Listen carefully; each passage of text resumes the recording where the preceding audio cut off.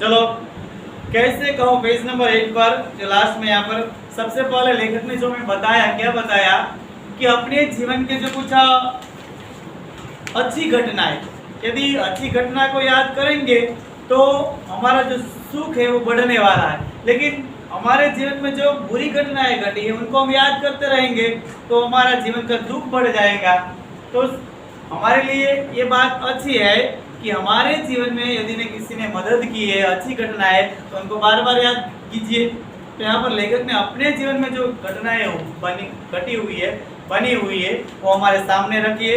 तो कैसे कहूँ, जो रेलवे स्टेशन की बात की उनको लेखक ने 100 रुपये दे दिए था, लेकिन वो टिकट मास्टर ने उनको वापस 90 रुपये दे दिया। पेज नंबर 8 पर कैसे कहो कि दुनिया में सच्चाई और ईमानदारी लुप्त हो गई है। कैसे कहो, लुप्त यानी कि सच्चाई यानी कि सत्य, ईमानदारी का मतलब है नेकी, प्रामाणिकता। यदि आपको कोई, आप रास्ते से जा रहे और आपको कोई सोने की चीज मिल जाती है तो आपको बोल देना चाहिए मुझे एक सोने की चीज मिली है। आपकी यदि आप में से किसी के है तो मुझे उनकी पहचान करवाइए कि कैसी है, क्या चीज है, वरना तो कैसे भी बोलेंगे मेरी है मेरी। समझ में आता है ना। लेकिन आप यदि सोने की चीज वापस कर देते हैं तो आपके भीतर जो बैठा भगवान है वो आपको अवार्ड देने लायक बन जाएंगे कि आप बहुत अच्छे इंसान हैं। नेकी उनको बोलते हैं, नेकी यानी कि प्रामाणिकता। यदि आपको पर्स में से 100 रुपये का नोट मिलता है तो आप बोलेंगे सर ये मेरा नहीं है। लेकिन आप में से कुछ ऐसे भी होंगे जिनका नहीं होंगे, वो भी बोलेंगे मेरा है मेरा है। समझ में आता है ना। लेकिन वो नेकी नहीं है। यदि आपका पर्स गिर जाता है तो आपको अच्छा लगता है, मुझे अच्छा लगता है ना, दर्द होता है मन में, पैसे चिंता होती है।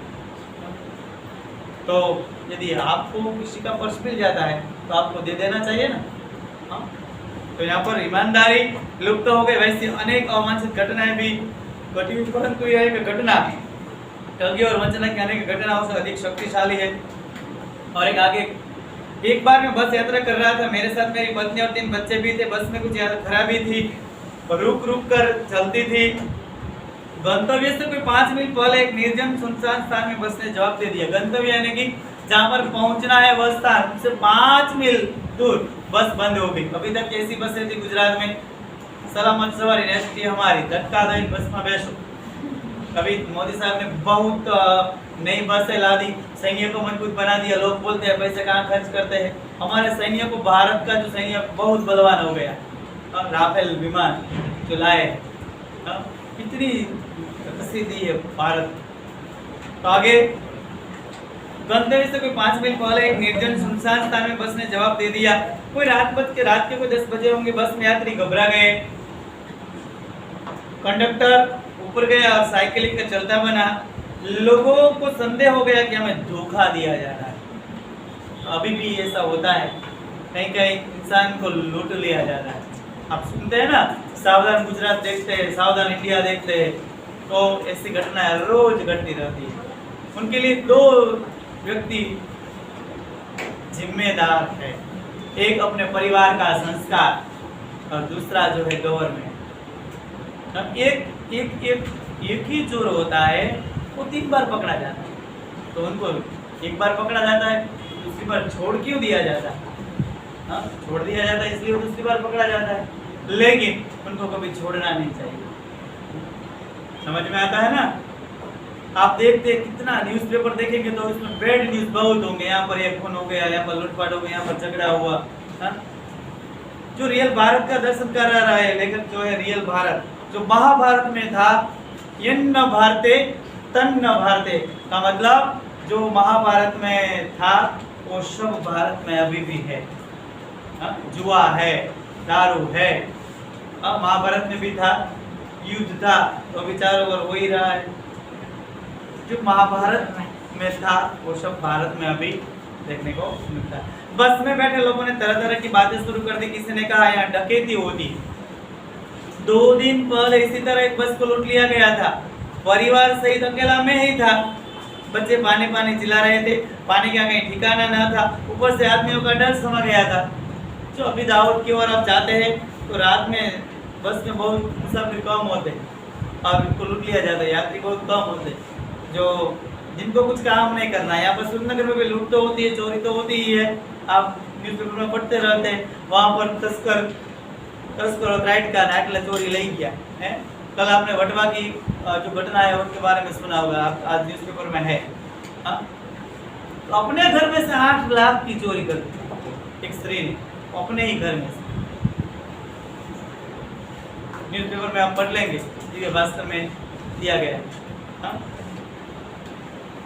अच्छी तरह बैठ जाइए, सबका ध्यान अपनी अपनी किताब में। और आगे जो लेखक अपने जीवन में जो बनी अच्छी घटना, यानी कि लोगों ने बिना कारण उनको मदद की है। कारण होता है तो हर कोई मदद करता है, लेकिन लेखक को कोई पहचानता नहीं थे, फिर भी उन्होंने उनकी मदद की। तो हमें मानवता फैलानी है, मानवता बढ़ानी है, मानवता हमें जिंदा रखनी है, तो हमें ऐसी घटनाओं को हाईलाइट करना है। हाँ, जो नेगेटिव घटना है, नेगेटिव न्यूज़ है, उनको बहुत हाईलाइट नहीं करना। लोगों को बताना है कि आप ऐसी घटना घटती है नेगेटिव न्यूज़, तो आप सावधान रहिए। लेकिन वो कभी कभी तो उनको भी पता नहीं, जो न्यूज़पेपर वाले वो नेगेटिव घटना फ्रंट पेज पर लिख देते हैं। हाँ, वो जो पहला છે ને છાપાઓ છપાતા, છપાઈને વેચાતા હતા, આજે વેચાઈને છપાય છે।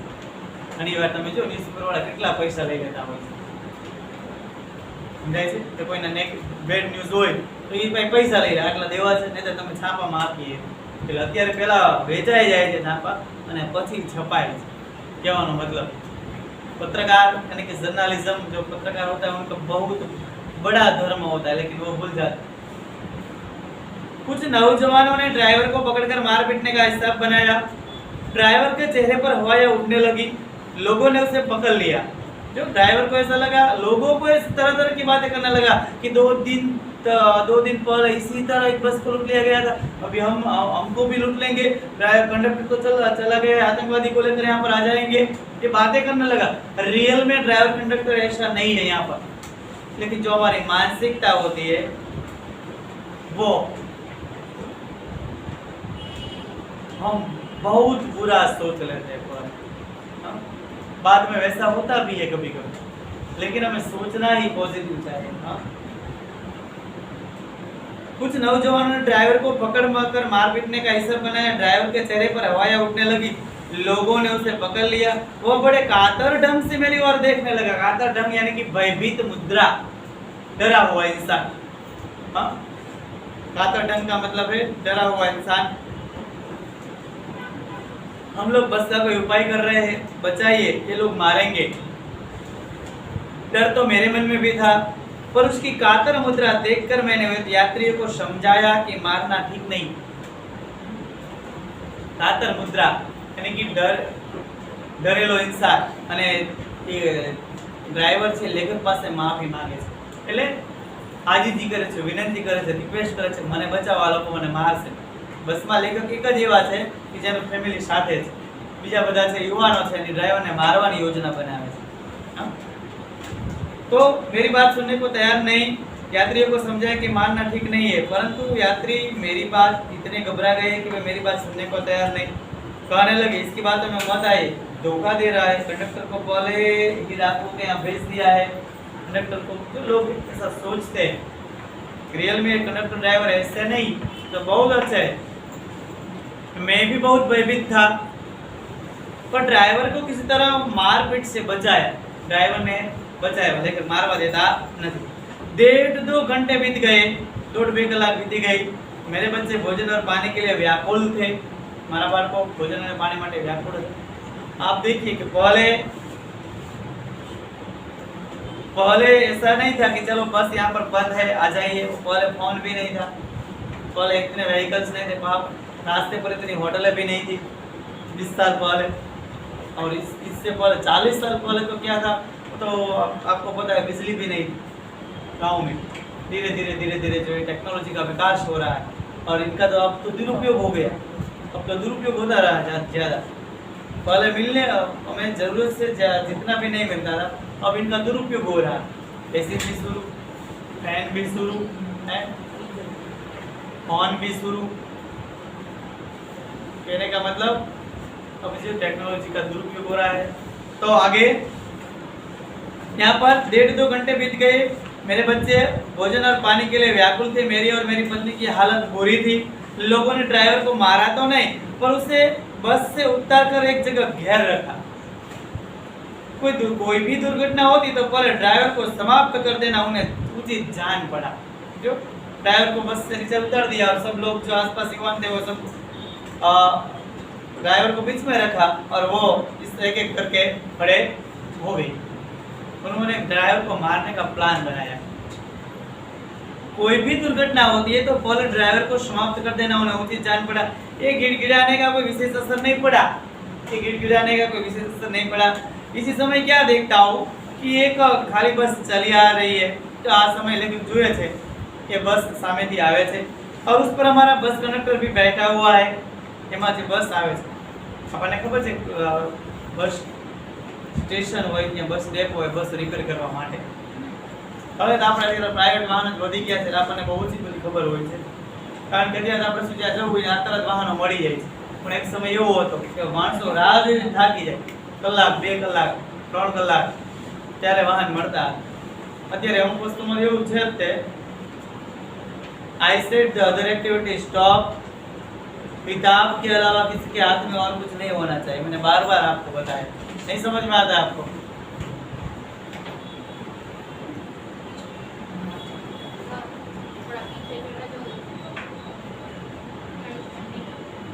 नहीं जाना। लोग पीछे कभी नहीं चले जाते हैं, लोग पीछे से आगे चले आते हैं। सो भी आप नहीं जा सकते। थोड़ा सहन, वो बंद कर दीजिए, वो फैन है वो ऑफ कर दीजिए।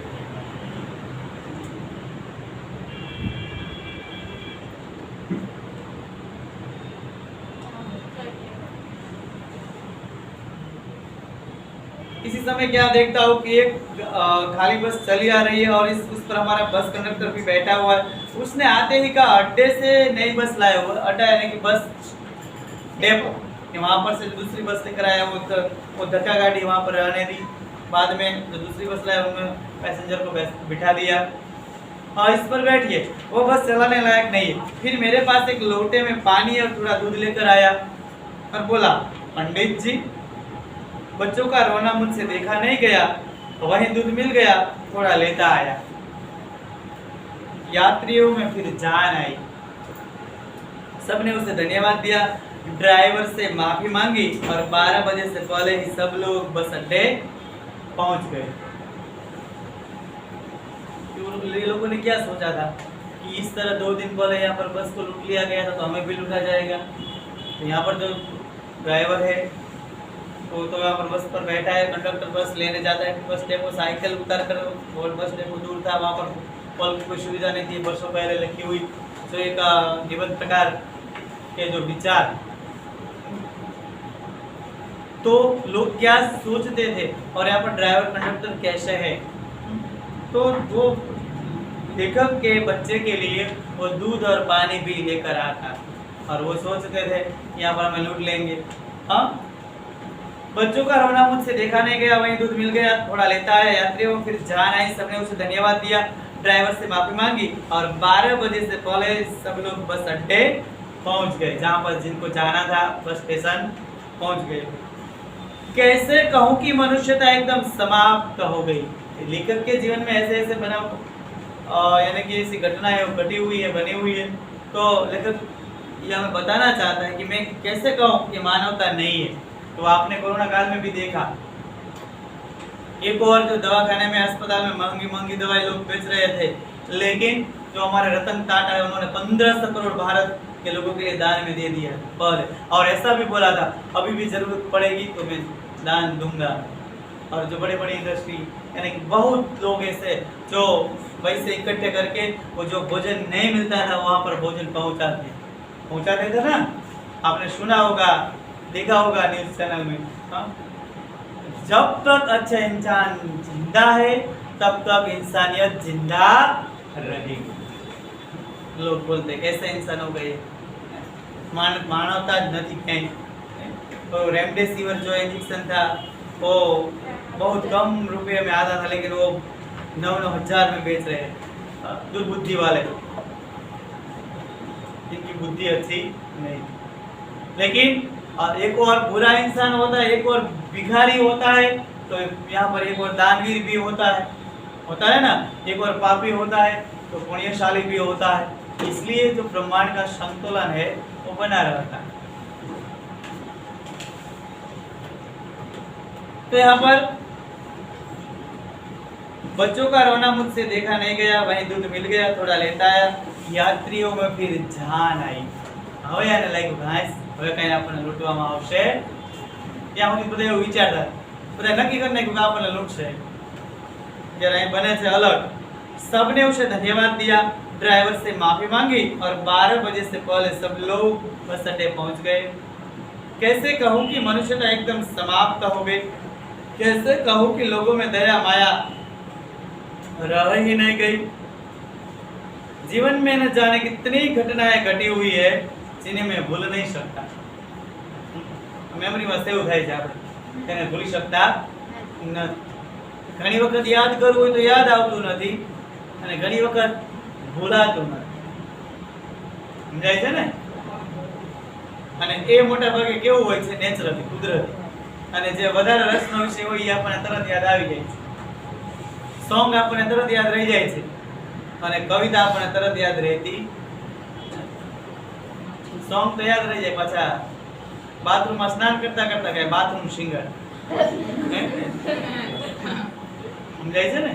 कविता फिल्म जो देखते हैं एक बार तो उनका जो सॉन्ग होता है, गीत होता है, वो हम गुनगुनाते रहते हैं, लेकिन पोयम है वो बहुत गुनगुनाते नहीं, क्योंकि ये हमारे रस का विषय नहीं। तो जिज्ञासा, ध्यान, रस का विषय, ये सब ऐसे परिबल है जो आप चाहते हैं वैसा आपको रिजल्ट देने वाले हैं, लेकिन आप चाहते हैं तो। कैसे कहूं कि मनुष्यता एकदम समाप्त हो गई, कैसे कहूं कि लोगों में दया माया रह नहीं गई। दया यानी कि दया और माया यानी कि मेरा है, ये इंसान मेरा भाई है, ये मेरे गांव का है, इनको मुझे बचाना चाहिए, ये भाव। रास्ते में यदि किसी का अकस्मात हो गए तो बहुत लोग हैं तो चले जाते, और बहुत ऐसे भी लोग हैं जो खड़े रहते हैं और एम्बुलेंस को फोन करते हैं और बोलते हैं, खुद कोई तो साथ भी जाते हैं। समझ में आता है ना। यदि हमारे परिवार का कोई ऐसा इंसान है तो हमें पता चलेगा कि दर्द क्या हो।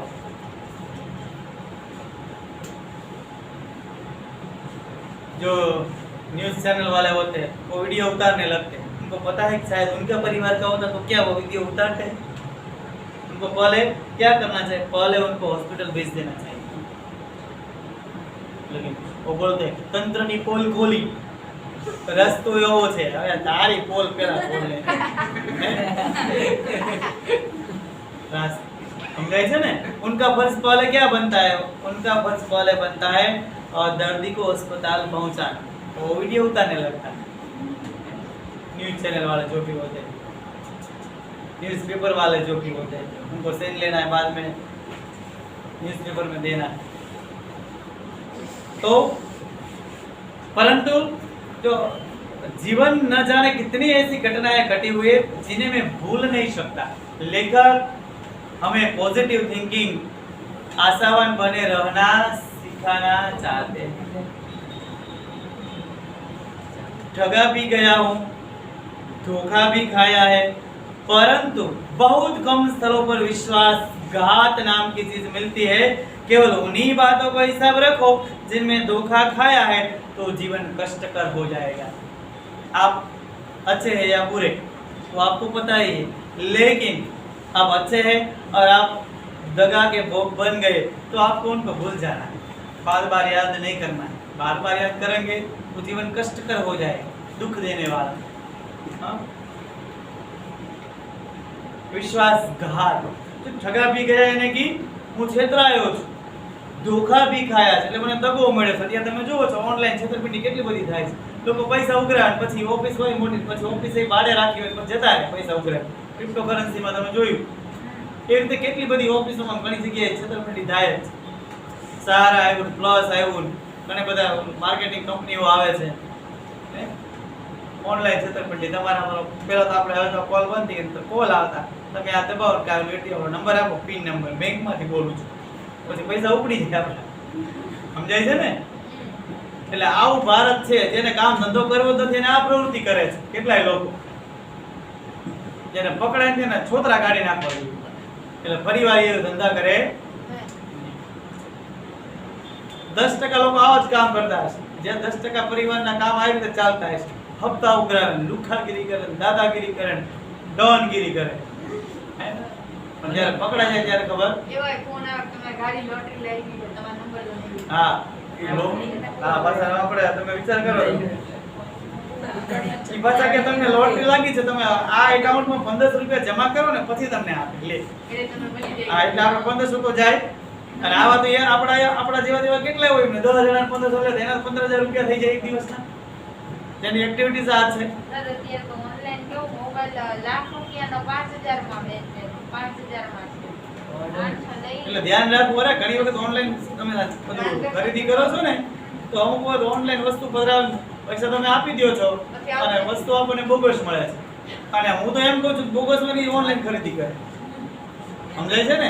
આપણે જે વસ્તુ જોઈ નથી જાણ્યા વગર શું ખરીદી કરવી જોઈએ, સિવાય કે સ્ટાન્ડર્ડ કંપનીમાંથી અલગ વાત છે.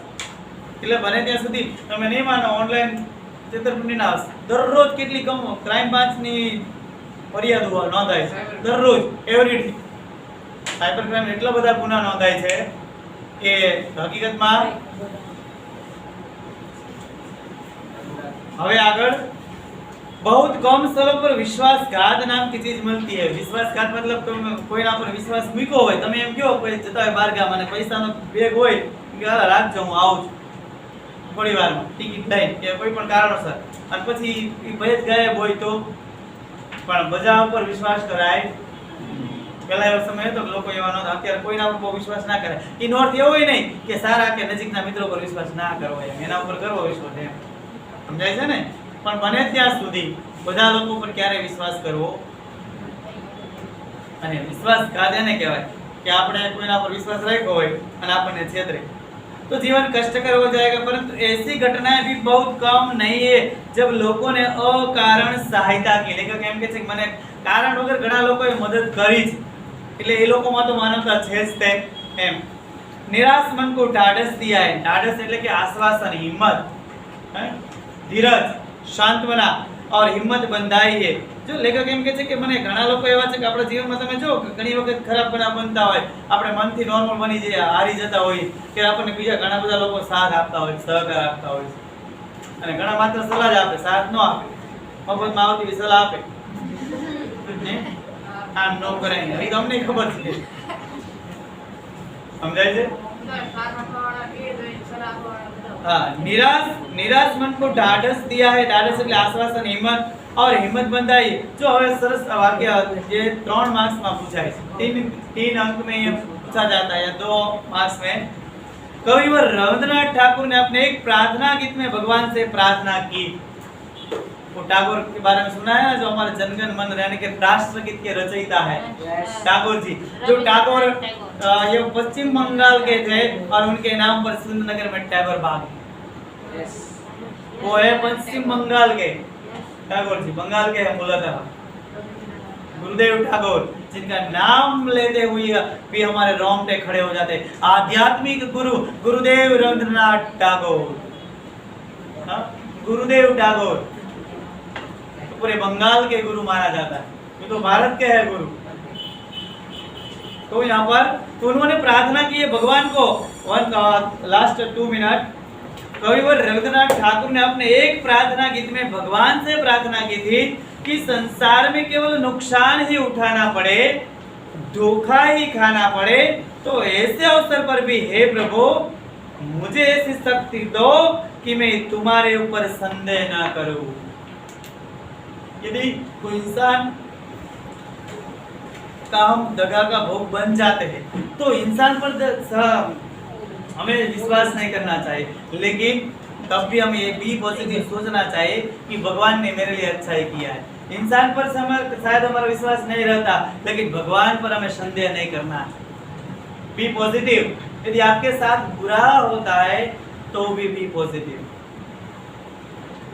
बहुत ये हार्ड वर्क है, हमारी श्रद्धा भी नहीं रहती है, हमें भगवान पर संदेह होने लगता है, दुनिया में भगवान है ही नहीं, ऐसा कभी कभी लगता है। और उनका काम तो यही है, जो हमारी बहुत श्रद्धा है वो कम करवाना चाहते हैं, लेकिन श्रद्धा है वो जीवन का सबसे ज्यादा बल है। जहाँ पर बुद्धि खत्म हो जाती है वहां से श्रद्धा का प्रदेश शुरू होता है।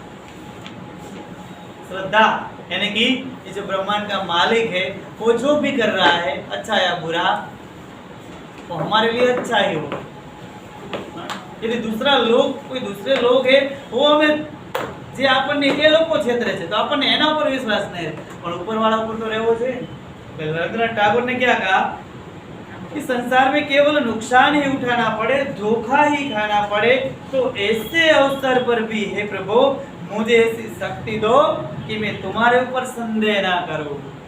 हमें तो भगवान पर भी संदेह होने लगता है कि भगवान है ही नहीं, भगवान सोया हुआ है, भगवान ये नहीं करता, भगवान वो नहीं करता, लेकिन उनके बिना एक पेड़ का पत्ता भी हिलता नहीं,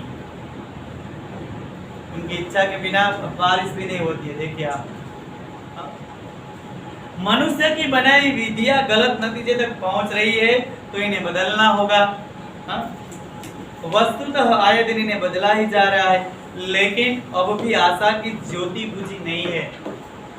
महान भारतवर्ष को पाने की संभावना बनी हुई है, बनी रहेगी।